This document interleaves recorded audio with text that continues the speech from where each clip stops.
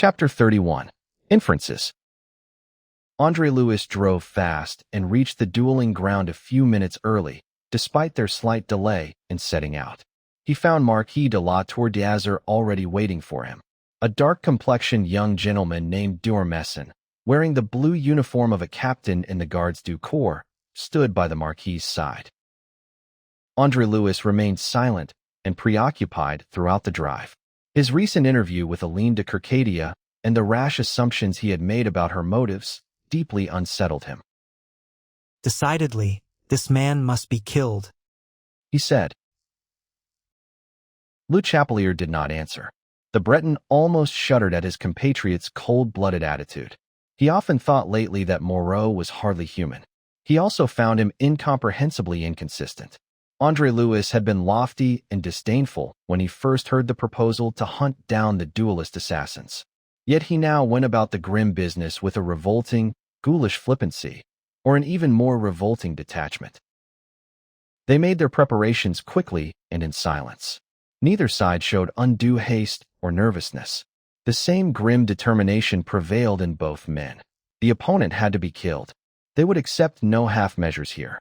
Both men stripped off their coats and waistcoats, removed their shoes, and rolled their shirt sleeves to the elbow. They finally faced each other, sharing a common resolve to settle their long-standing score in full. Neither of them likely harbored a single misgiving about the outcome. Le Chapelier and the young captain stood opposite each other beside them, alert and watchful. Allez, messers. The slender, wickedly delicate blades clashed together. They whirled after a momentary glide, moving as swift and bright as lightning, and becoming almost impossible to follow with the eye. The Marquis led the attack with impetuous vigor. André-Louis realized almost immediately that he faced an opponent of very different mettle from the duelists he fought last week, even including the terrible La Matroyot. This man possessed extraordinary speed and almost perfect technique, gained through constant and intense practice. He also enjoyed physical advantages in strength and reach over André-Louis, which made him altogether formidable. He remained cool, self-contained, fearless, and purposeful. André-Louis wondered if anything could shake that calm. He wanted to make the punishment as severe as possible. He was not content merely to kill the Marquis as the Marquis had killed Philippe. He wanted the Marquis to realize first his absolute powerlessness to avert that death, just as Philippe had experienced. Nothing less would satisfy André-Louis. The Marquis had to begin by tasting that cup of despair. That was part of the account, part of the debt owed. André-Louis parried the heavy lunge that ended the first series of passes with a breaking sweep, and he actually laughed.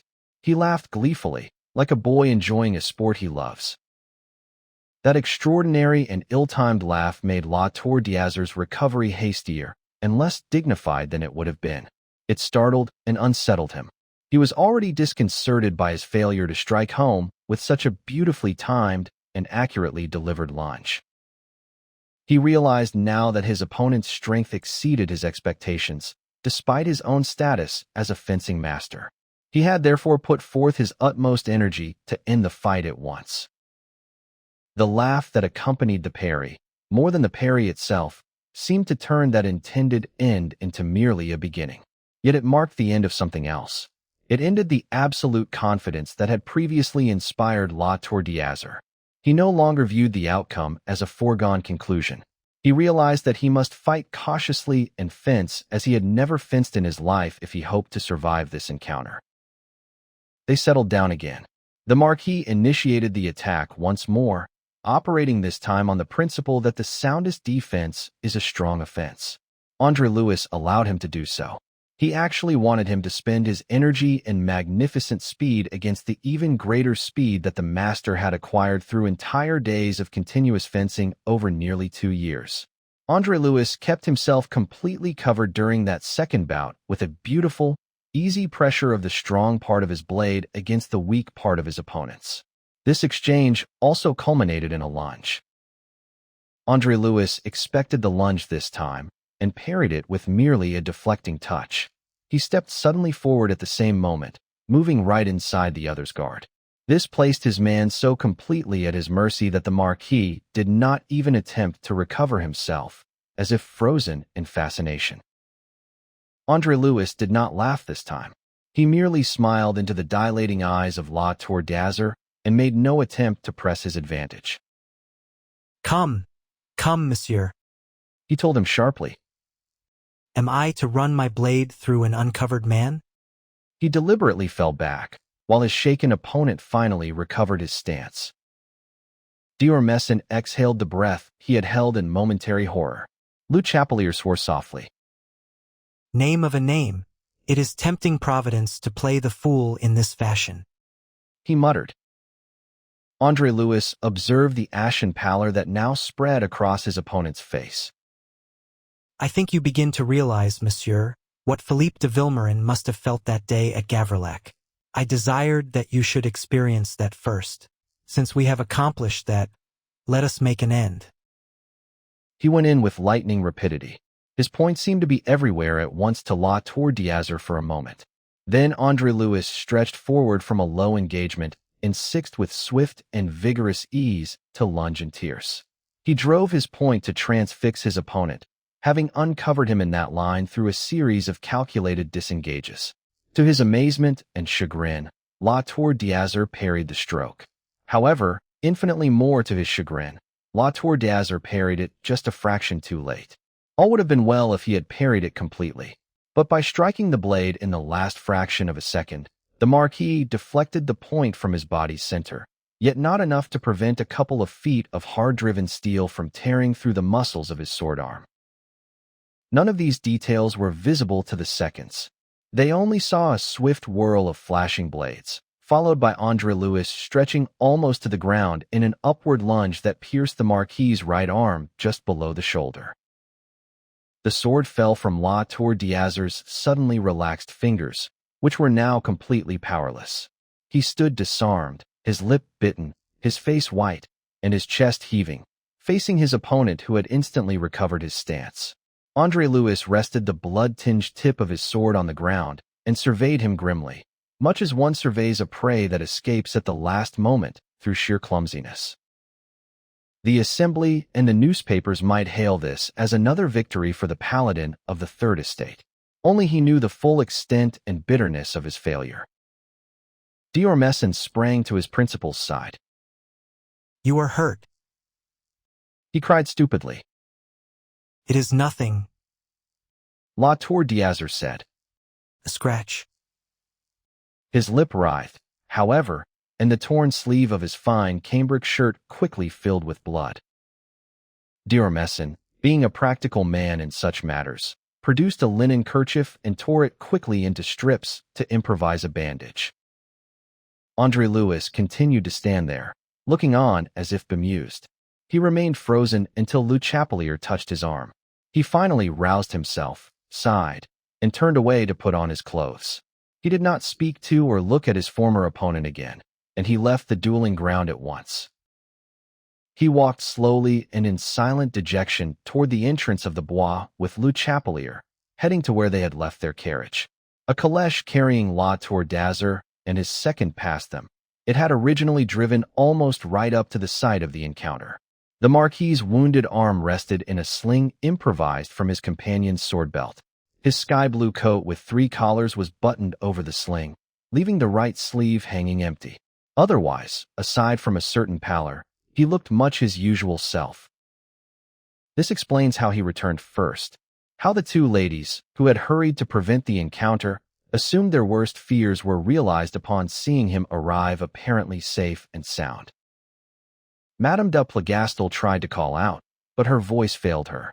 She attempted to throw open the door of her own carriage, but her fingers fumbled clumsily and ineffectively with the handle. The calèche passed slowly in the meantime, and La Tour d'Azur's fine eyes met her anguished gaze somberly yet intently. Then she noticed something else. Diormessin leaned back after leaning forward to join his companion in saluting the Countess. This movement revealed the empty right sleeve of La Tour d'Azur's blue coat. Furthermore, the near side of the coat itself fell open from the point near the throat where a single button held it together, revealing the slung arm beneath in its blood-soaked cambric sleeve. Even now, she feared jumping to the obvious conclusion. She feared that the Marquis, despite being wounded himself, might have dealt his adversary a much deadlier blow. She finally found her voice and simultaneously signaled the driver of the calèche to stop. D'Ormesson alighted as the carriage halted and met Madame in the small space between the two vehicles. "Where is M. Moreau?" she asked, surprising him with the question. "Following at his leisure, no doubt, madam," he answered, recovering his composure. "He is not hurt?" "Unfortunately, it is we who—" D'Ormesson began, when La Tour d'Azur's voice cut in crisply from behind him. "This interest on your part in M. Moreau, dear Countess." He broke off, noticing a vague challenge in the way she confronted him. His sentence needed no completion, however. A vaguely awkward pause followed. Then she looked at D'Ormesson. Her manner changed. She offered what seemed to be an explanation for her concern about Moreau. "Aline de Circadia is with me. The poor child has fainted." She would have said much more right then, had D'Ormesson not been present. Moved by deep concern for Aline, La Tour d'Azur sprang up despite his wound. "I am in poor condition to render assistance, madam," he said, an apologetic smile crossing his pale face. "But—" He got down from the calèche with D'Ormesson's help and despite the latter's protests. The carriage then moved forward a short distance to clear the road for another carriage approaching from the direction of the Bois. This is how André-Louis beheld a very touching scene when the approaching cabriolet overtook and passed the halted vehicles a few moments later. He stood up to get a better view and saw Aline in a half-swooning condition. She was beginning to revive by then, seated in the carriage doorway and supported by Madame de Plougastel. La Tour d'Azur bent over the girl in an attitude of deepest concern, despite his wound, while D'Ormesson and Madame's footman stood behind him. The Countess looked up and saw him as he drove past. Her face lit up. It seemed to him that she was about to greet him or call out to him. He anticipated her by bowing frigidly to avoid any difficulty arising from his recent antagonist's presence there. His mood was cold, made even colder by what he witnessed, and he then resumed his seat with his eyes focused deliberately ahead.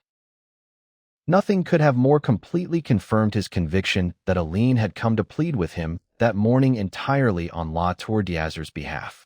He interpreted what he saw simply as a lady overcome with emotion at the sight of her dear friend's blood, while that same dear friend comforted her with assurances that his injury was far from mortal. He would blame his own perverse stupidity much later. He was perhaps too severe in his self-condemnation. Given his preconceptions, how else could he have interpreted the scene he beheld? He now considered his earlier suspicions proven. Aline had lacked candor regarding her feelings for La Tour d'Azur. He supposed it was simply a woman's way to be secretive about such matters, and he decided he must not blame her. Nor could he truly blame her in his heart for succumbing to the singular charm of a man like the Marquis. Even his hostility could not blind him to La Tour d'Azur's attractions. The weakness that overtook her upon seeing him wounded proved her devotion, he thought. "My God!"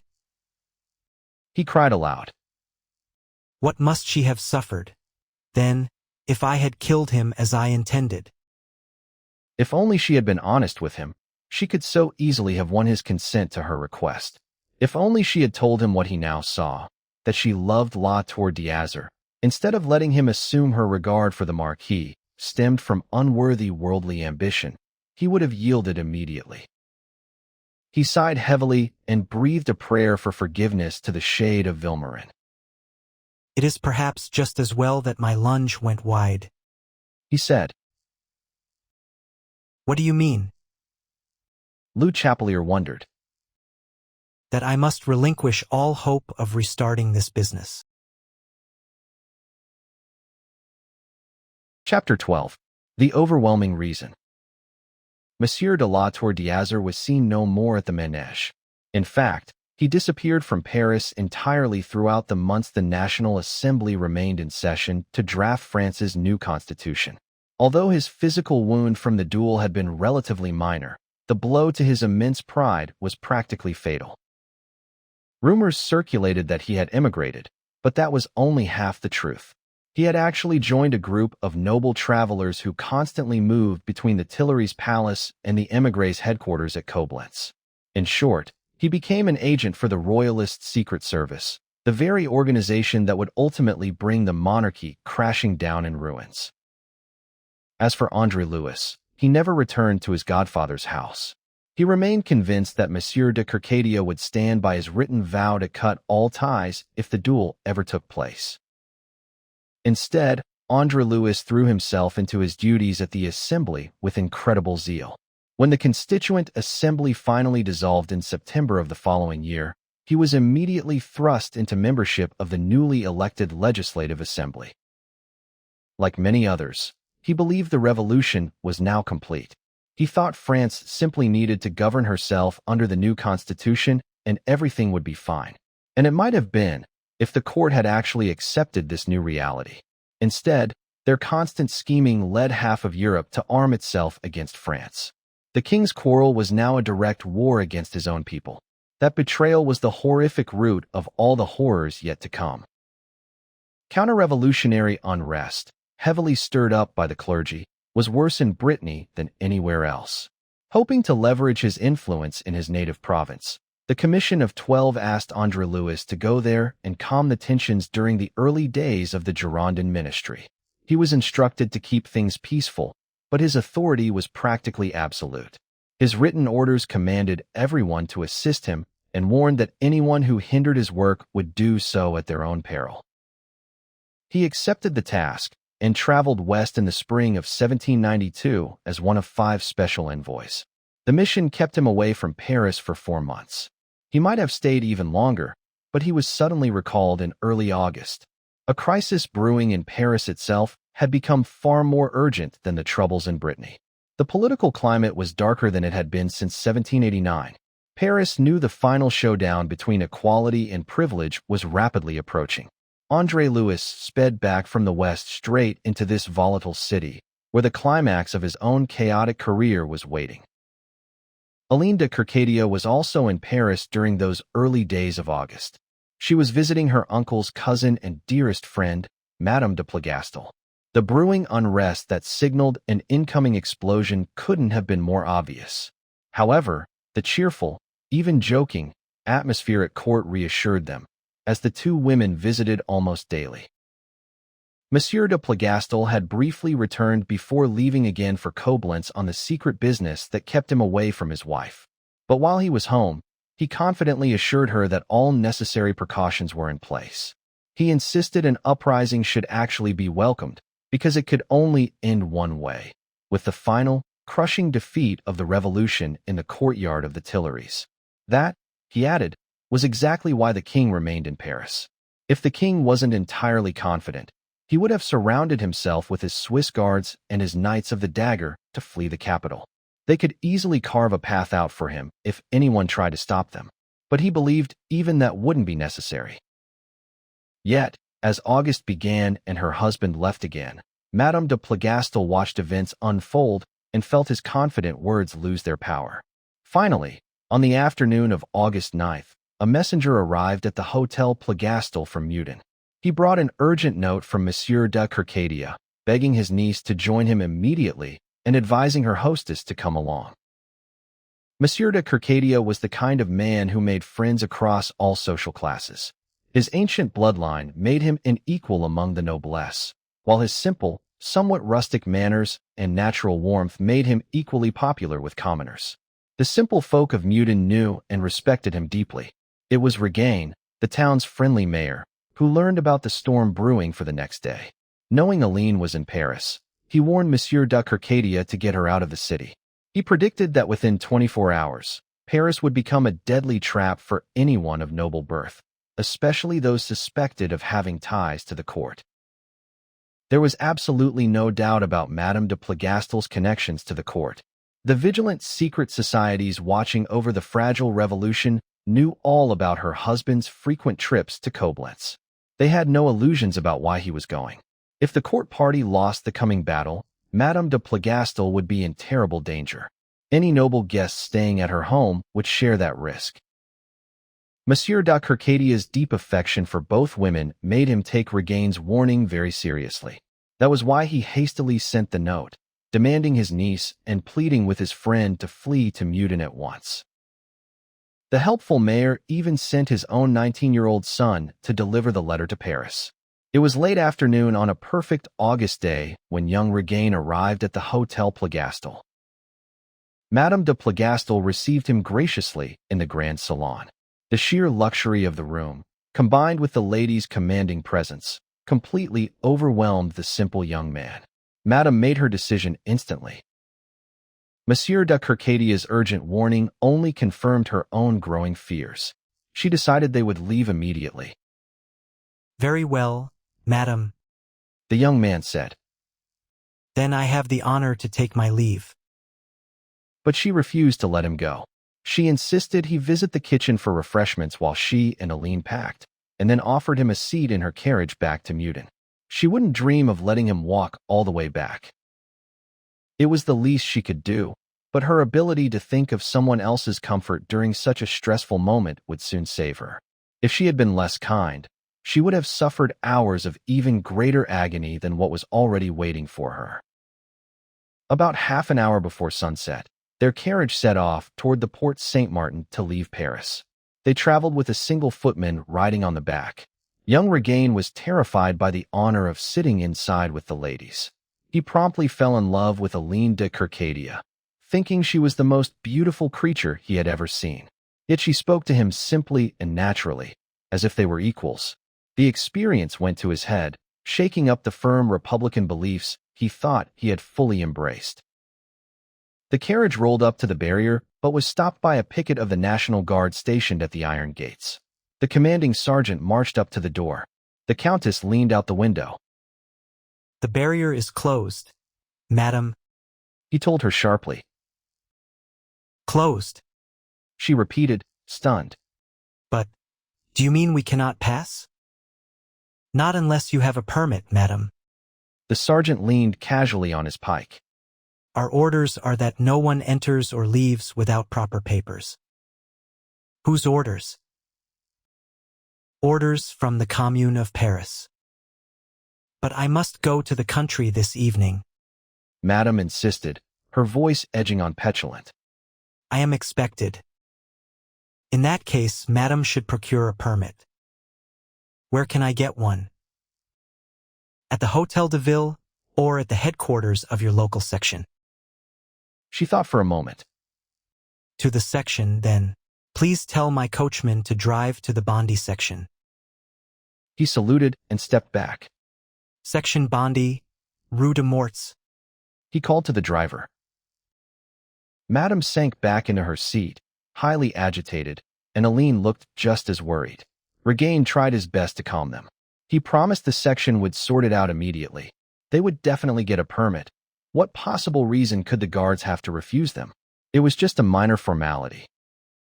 His confident words lifted their spirits, which only made their crushing disappointment worse when the president of the section flatly rejected their request.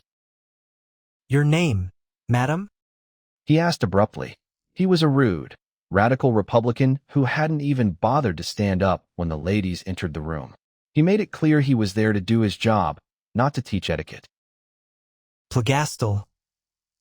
He repeated after her, intentionally dropping her title as if she were a baker or a butcher. He pulled a heavy directory from a shelf, flipped through the pages, and found her entry. Count de Plougastel, Hôtel Plougastel, Rue du Paradis. Is that correct? That is correct, monsieur. She replied, staying as polite as possible despite his obvious disrespect. A long silence followed as he studied some penciled notes scribbled next to the name. The local sections had been investigating their residents much more thoroughly than anyone realized. Is your husband with you, madam? He asked sharply, keeping his eyes on the book. Monsieur the Count is not with me. She answered, emphasizing his title. Not with you? He looked up, shooting her a glance that was equal parts suspicious and mocking. Where is he? He is not in Paris, monsieur. Ah, is he at Koblenz, perhaps? Madame's blood ran cold. This felt like a trap. Why had the sections tracked everyone's movements so closely? What was about to happen? She felt like a fish caught in an invisible net. I do not know, monsieur. She said, her voice shaking slightly. Of course not. He practically sneered. No matter. And you wish to leave Paris as well? Where do you want to go? To Meudon. And your business there? Her face flushed hotly. His insolence was agonizing for a woman who had spent her entire life being treated with total deference by everyone she met.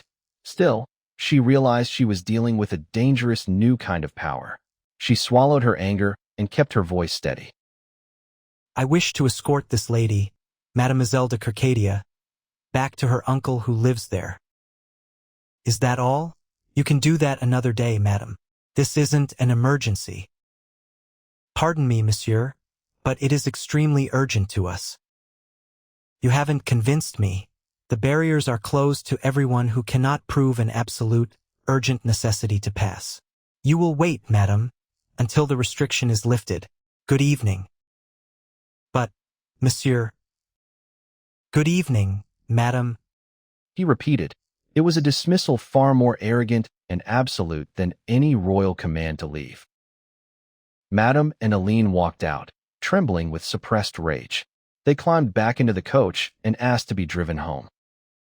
Regain was just as shocked as they were. Why not try the Hôtel de Ville, madam? He suggested. After that, it would be pointless.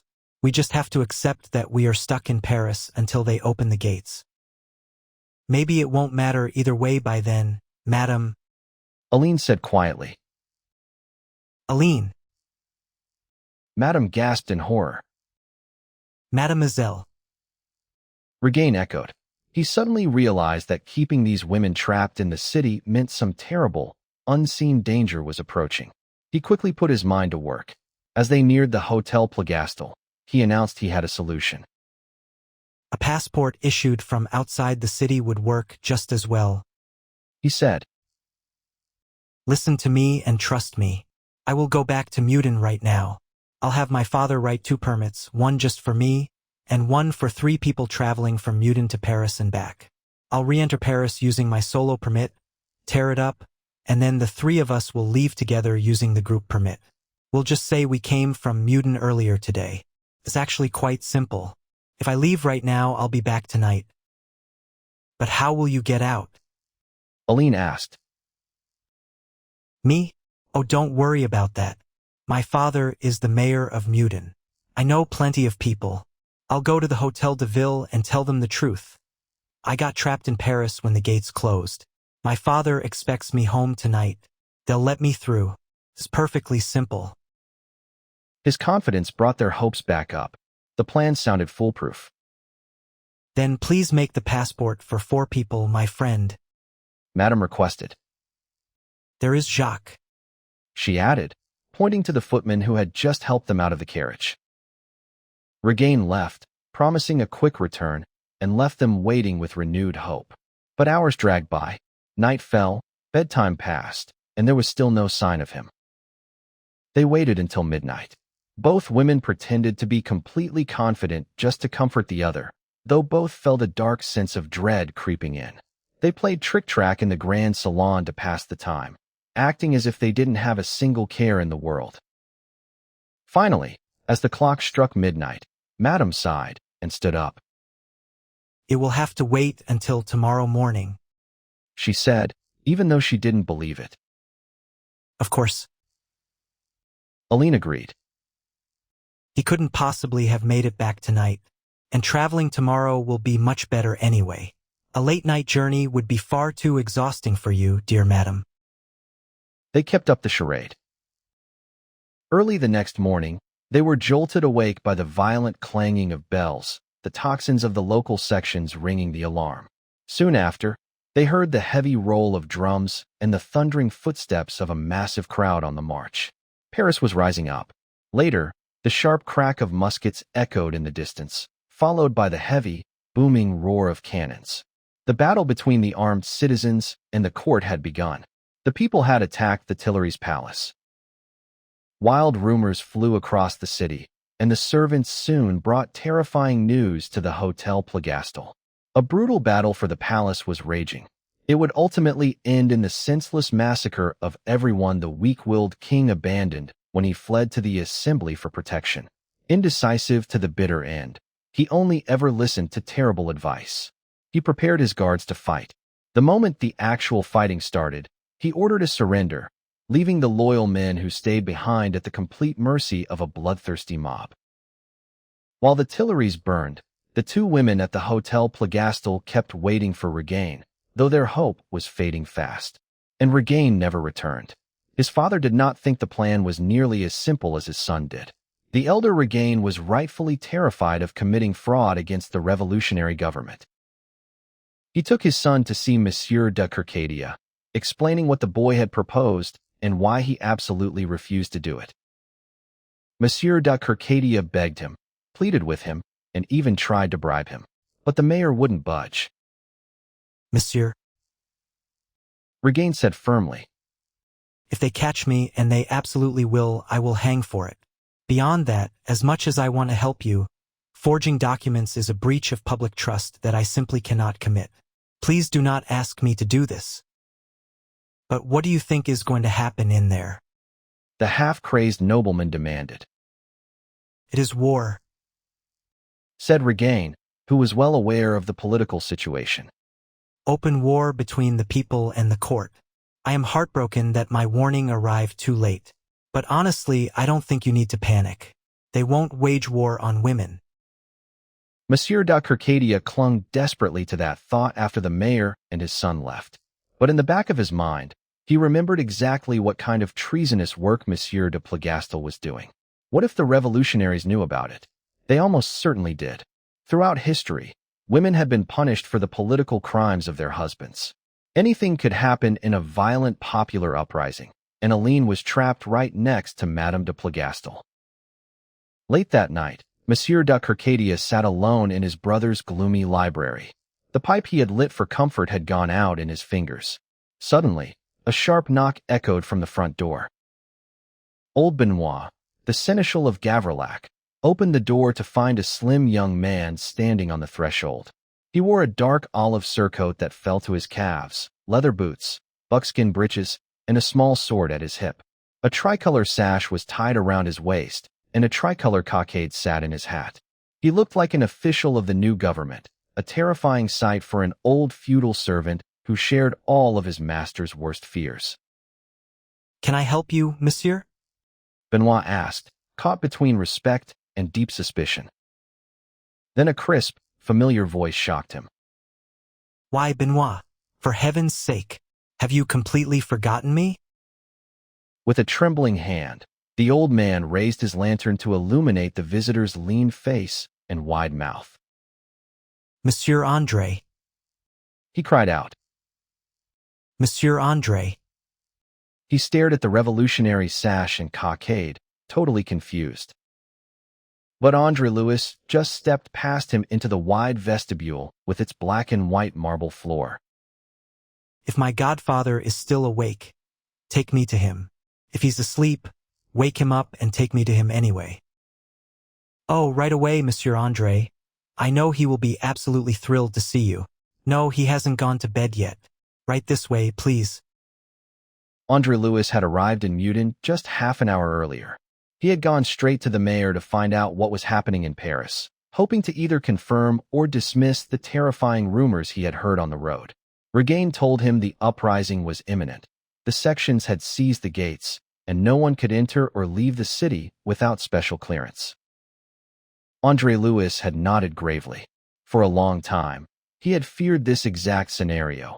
A second revolution rising up to destroy everything the first one had built, handing power over to violent extremists who would plunge France into anarchy. His worst fear was happening right now. He decided he would push on to Paris that very night to see the chaos for himself. Just as he was leaving, he had turned back to ask if Monsieur de Kercadia was still living in Meudon. You know him, monsieur? Regain asked. He is my godfather. Your godfather, and you are a national representative. Why, you might be exactly the man he needs right now. Regain quickly explained his son's failed rescue mission that afternoon. André-Louis needed to hear nothing more. The fact that his godfather had banished him 2 years ago meant nothing now. He left his carriage at the local inn and walked straight to the house. When the exhausted, terrified Monsieur de Kercadia saw his estranged godson suddenly appear in his study, he greeted him with the exact same words he had used when he banished him. What do you want here, sir? To help you if I can, my godfather. André-Louis replied gently. But Monsieur de Kercadia was not easily softened. You stayed away for so long. I was hoping you would never bother me again. I wouldn't have dared to disobey your orders if I didn't think I could help. I just spoke with Mayor Regain. What do you mean you didn't dare to disobey? You banished me from your house, monsieur. Monsieur de Kercadia stared at him, totally lost. And that is why you haven't come to see me all this time? Of course. Why else? Monsieur de Kercadia kept staring. Then he cursed under his breath. It was infuriating to deal with a man who took everything so painfully literally. He had assumed André-Louis would eventually come back, apologize for his behavior, and beg for forgiveness. He said as much. But how could I assume you didn't mean exactly what you said? Monsieur, you were incredibly clear. What good would an apology do if I wasn't going to change my ways? And I had no intention of changing. But we might actually be thankful for that now. Thankful? I am a representative of the Assembly. I have significant authority, and I am heading back to Paris at the perfect time. Can I do what Regain refused to do? From what I suspect, the situation is incredibly urgent. Aline needs to be brought to safety immediately. Monsieur de Kercadia surrendered instantly. He walked over and grabbed André-Louis' hand. My boy, He said, clearly emotional. you have a certain nobility that no one can deny. If I was harsh with you back then, it was only because I was trying to stop you from going down the wrong path. I wanted to keep you out of the toxic politics that have dragged our poor country into this nightmare. Enemies on the borders, civil war breaking out at home. This is what you revolutionaries have achieved. André-Louis didn't bother arguing. He got straight to the point. What about Aline? He asked, answering his own question before the old man could. She's in Paris, and we have to get her out before the city turns into a slaughterhouse. Once all the anger they've been brewing is finally unleashed, it's going to be a bloodbath. Young Regain's plan is actually very good. At least I can't think of a better one. But Mayor Regain absolutely refused to do it. He refused to do it on his own authority, but he agreed to do it on mine. I gave him a signed document stating that he issued the safe conduct pass for Mademoiselle de Kercadia under my direct official orders. My credentials gave him enough legal cover to obey me. He will only use that document if he gets investigated, just to protect himself. In exchange, he gave me the safe conduct pass. You already have it? Monsieur de Kercadia took the paper with a trembling hand. He held it close to the cluster of candles on the table and squinted his poor eyes to read it. If you send that to Paris with young Regain in the morning, André-Louis explained. Aline should be back here by noon. We obviously can't do anything tonight without looking suspicious. It's too late. And now, Monsieur my godfather, you know exactly why I broke your rules and came here. If there is anything else I can do for you while I am here, just say the word. There is André. Didn't Regain tell you there were others? He mentioned Madame de Plougastel and her servant. Then why didn't you? Monsieur de Kercadia stopped, his face full of questions. André-Louis shook his head very solemnly. That is impossible, he said. Monsieur de Kercadia's jaw dropped. Impossible. He repeated. But why? Monsieur, I can forge documents for Aline without feeling guilty. And frankly, for Aline, I'd ignore my conscience and do it anyway. But Madame de Plougastel is a completely different situation. Neither Aline nor her family have been plotting against the revolution, which is the real reason this whole country is about to explode. I can get Aline out of Paris with a clear conscience, knowing she hasn't done anything wrong and no one will come looking for her. But Madame de Plougastel is married to the Count de Plougastel. The whole world knows he is a spy brokering deals between the king and the émigrés. That isn't her fault. Monsieur de Kercadia cried out in panic. I agree, but she could be arrested at any moment to prove she isn't involved in his treason. The authorities know she was in Paris today. If they look for her tomorrow and find out she escaped, there will definitely be an investigation. They will find out I abused my power and betrayed my office for personal reasons. I hope you understand, monsieur, that the risk is simply too massive to take for a stranger. A stranger? The Lord of Gavrillac asked, sounding deeply hurt. She is practically a stranger to me, André-Louis replied. But she is not a stranger to me, André. She is my cousin and a very dear, deeply valued friend. And dear God, everything you just said only proves how urgent it is to get her out. She has to be rescued, André, whatever the cost. She must be rescued. Her situation is infinitely more dangerous than Aline's. The old nobleman stood pleading before his godson. He looked nothing like the stern man who had greeted him earlier. His face was ash-white, his hands were shaking, and sweat was pooling on his forehead.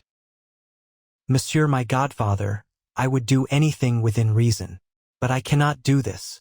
Rescuing her could destroy me, you, and Aline. We have to take the risk. You have the right to risk your own life, of course. And yours, believe me, André, yours too. He stepped close to the young man. André, I am begging you to trust me and get that permit for Madame de Plougastel. André stared at him, totally baffled. This is absurd, he said.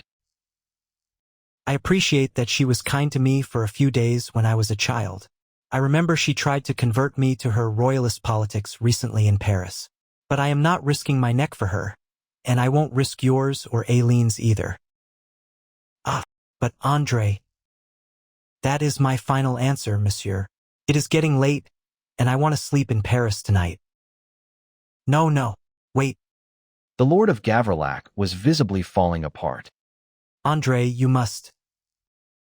His frantic, desperate insistence was so bizarre that André-Louis finally realized there had to be some dark, massive secret behind it. I must. He echoed. Why must I? Give me a reason, monsieur.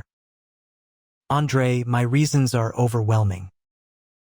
Please let me be the judge of that. André-Louis said, his voice turning commanding. The demand seemed to push Monsieur de Kercadia into absolute despair. He paced the room, wringing his hands behind his back, his face tight with anguish. Finally, he stopped in front of his godson.